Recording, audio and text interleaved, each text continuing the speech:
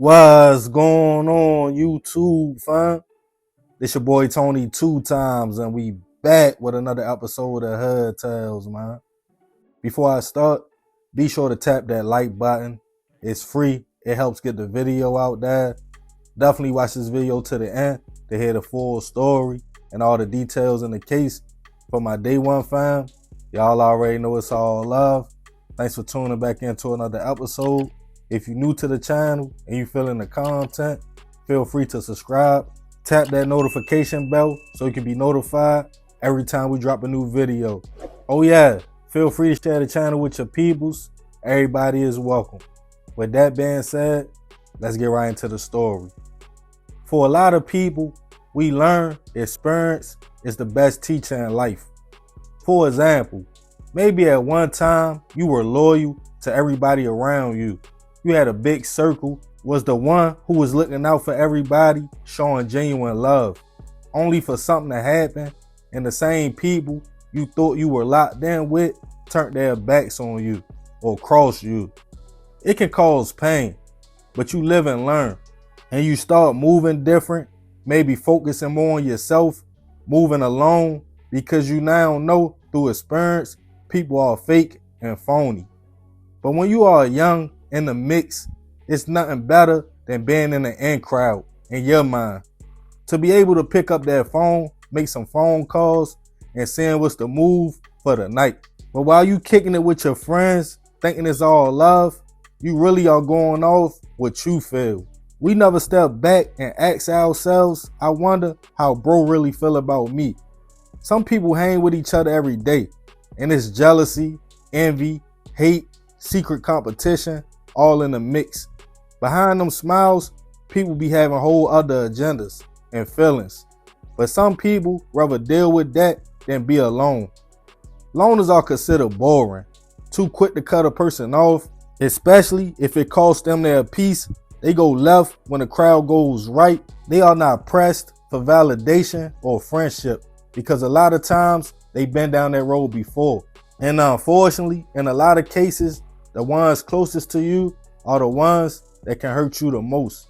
And on this episode of Hood Tales, we'll be taking it to Chicago, Illinois to discuss the case of a man who linked with his homies to smoke and got backdoored on a Chicago block. Back in 2023, 20-year-old Jeremiah Proctor was a young man trying to navigate life in the Windy City. Described by his peoples as loving, caring, loyal, and respectful. With those kind of character traits, Jeremiah had no shortage on friends and associates. He lived in the Dearborn Homes, a public housing development located on South State Street in Chicago. The area was heavily populated, and Jeremiah was well known. He had a homie who lived in the same building. At the time, 25-year-old Quentin Buchanan. The two had knew each other for a little minute and were neighbors. Quentin was also known in the area, and the two often were together and ran in the same circle. On November 7th, 2023, it was a cold fall day and a shot. Jeremiah and a few of his guys decided they would step outside and smoke behind one of the buildings. A few minutes later, Quentin walked up wearing a face mask and a hoodie, but everybody knew who it was. As they all greeted him, he sat on some steps close by. Then seconds later, he got up. As Jeremiah turned back around to keep smoking, a shot went off, and the young man was shot in the back of his head. Quentin then allegedly shot everybody by reaching over his homie, grabbing the blunt he was smoking, and started smoking it and walked off. Jeremiah's homies ran for help. When police arrived to the 2900 block of South State Street, they found Jeremiah suffering from a gunshot wound to the back of his head, and unfortunately, he was pronounced gone on the scene. His two homies who was outside with him also knew Quentin very well, as they grew up with him. They pointed to him as the shooter. They stated he walked up like it was a normal day, said what's up to everybody, and shot Jeremiah. Cameras in the area also caught some of the incident. After the shooting, Quentin ran to his mother's house. He knocked on the door and told his family members he had just killed somebody. Let him in. But instead of opening the door, His mother called police. By the time they got to the home, Quentin was MIA though. Back in the building, Jeremiah's family had got the news and were devastated. They were able to look at footage and identify Quentin as the shooter and their neighbor. They stated the men were cool. They couldn't think of a reason he would do something like that because it wasn't any known beef. As a few hours went by, CPD got a tip that Quentin was at the 95th Street Red Line station. When they pulled up, he fled the location. With police on his heels, the man didn't make it far though, and he was caught just 3 blocks away wearing nothing but his boxers. Quentin was taken into custody, charged with first-degree hit, weapon violations, and robbery for taking the blunt Jeremiah was smoking. Jeremiah's family started a GoFundMe for the young man. They described the incident as a senseless act of violence, stating that a family member's life was cut short by a friend and neighbor.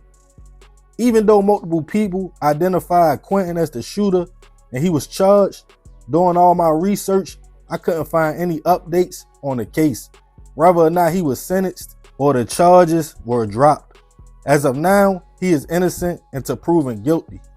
He never gave a reason on why he allegedly shot Jeremiah. Either way, rest in peace to Jeremiah. I send my prayers and condolences to his family. 20 years old to lose your life in the area you are comfortable in, around friends you trust, doing something as simple as smoking is terrible. A lot of people pointed to the fact Quentin took the blunt, indicating Jeremiah probably owed him something.